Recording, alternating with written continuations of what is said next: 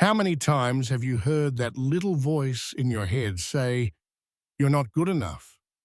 Or maybe you beat yourself up for even the smallest mistake, replaying it over and over until it's impossible to focus on anything else.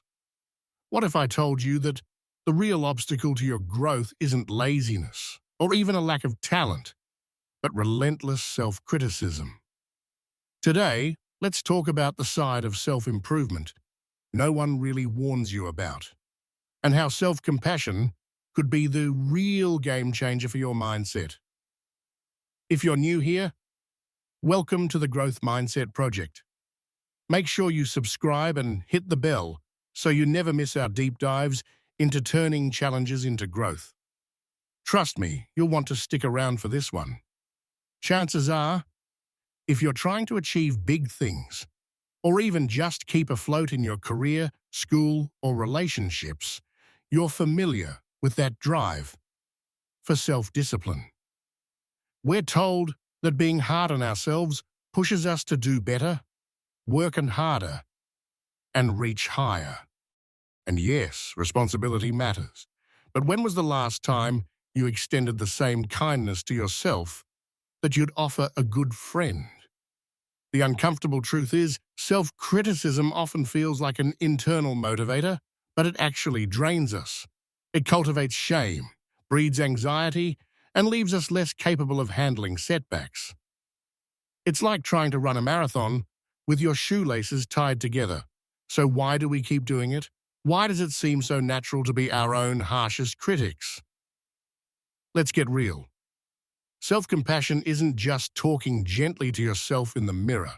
It's a radical mindset shift, one that sees mistakes and setbacks not as proof of your inadequacy, but as a normal part of being human.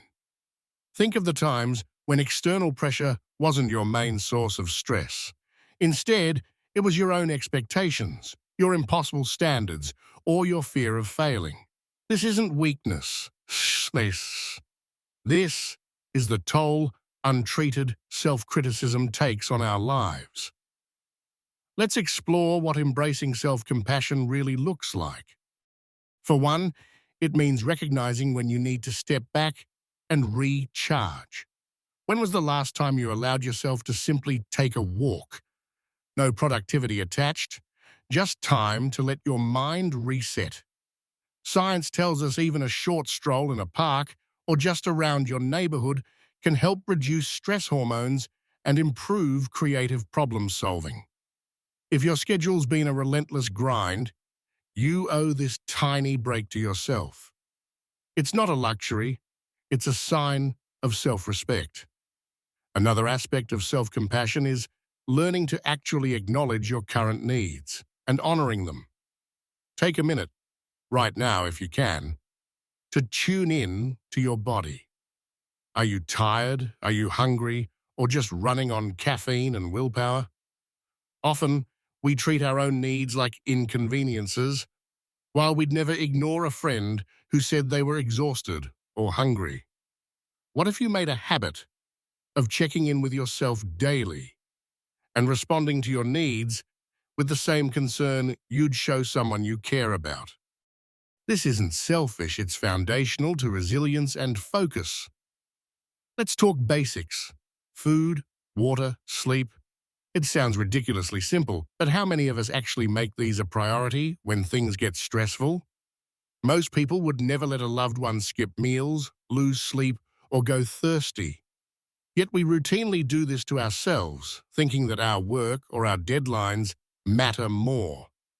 But here's the secret. Real self-compassion means caring for your body. Keeping a water bottle nearby, taking a genuine lunch break, getting enough rest, these aren't signs of laziness, but of intelligence. Because you can't pour from an empty cup. By the way, if this is resonating, or you've ever found yourself caught in the trap of non-stop self-criticism, hit the like button and let me know in the comments how you recognize the signs when you're being too hard on yourself. Self-compassion also means allowing yourself to take breaks from high-pressure situations. Have you ever tried to push through a 5-hour study marathon or force yourself to keep working until you hit a wall? Study after study shows that breaking up tasks and taking spaced breaks isn't just better for your mental health.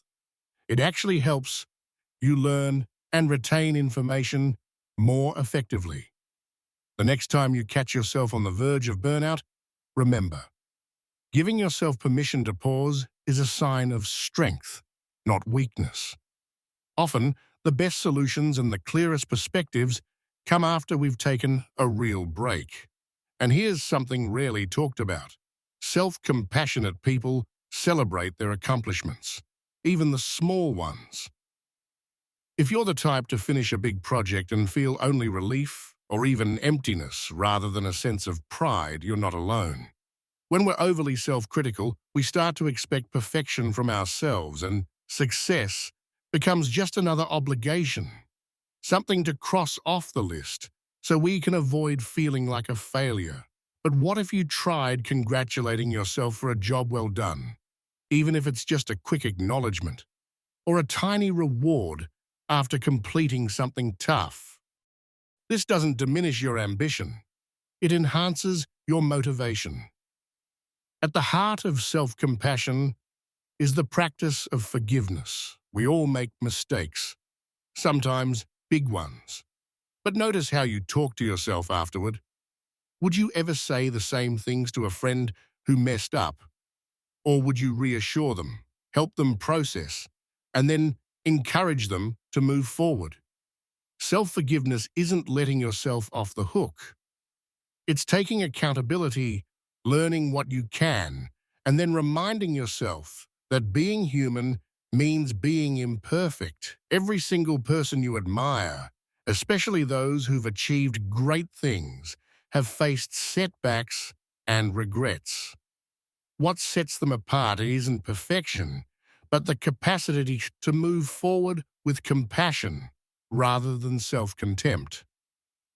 Quick reminder, if you're finding value in this, give us a thumbs up, subscribe to the Growth Mindset Project, and drop a comment about what self-compassion looks like in your life.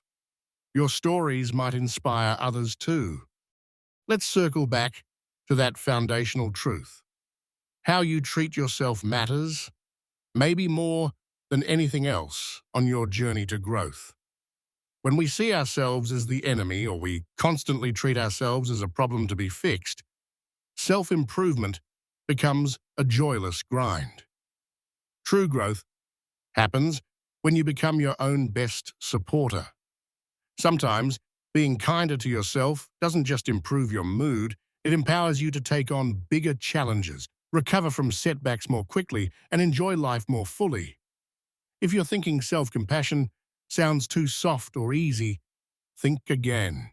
It takes real strength to step back from shame, to replace harshness with understanding, and to show yourself patience as you learn and grow.